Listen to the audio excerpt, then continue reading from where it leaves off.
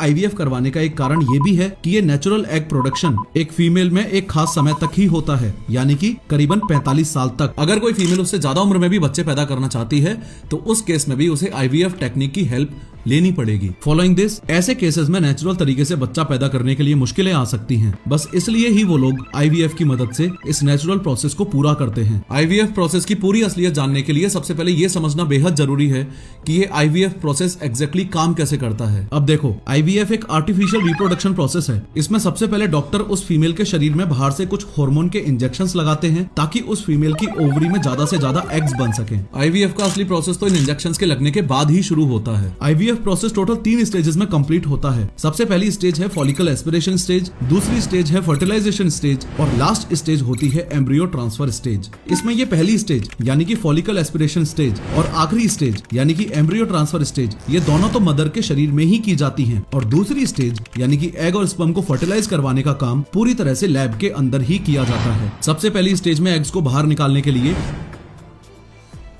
Doctor एक पतली needle के जरिए फीमेल के वजाइना से होते हुए इस तरह ओवरी तक पहुंच जाता है। नीडल के टिप पर एक सक्शन डिवाइस मौजूद होता है। इस सक्शन डिवाइस से ओवरी में मौजूद एग्स को बाहर निकाल लिया जाता है। अगली स्टेज में इन एग्स में इंजेक्शन के जरिए स्पर्म को एंटर कराया जाता है। इसके बाद इन एग्स को 5 दिन तक फर्टिलाइज होने के लिए लैब में ही रख लिया जाता है। इन 5 दिनों में इस एग के सेल्स मल्टीप्लाई होना शुरू हो जाते हैं। 5वें दिन डॉक्टर लैब में तैयार किए गए इन मल्टीपल एग्स को एक सिरिंज की मदद से मदर के यूटेरस में इम्प्लांट कर देता है। आईवीएफ प्रोसेस में ये एग इम्प्लांट करने के बाद बच्चे को जन्म देने के भी 2 अलग अलग तरीके हैं। पहला,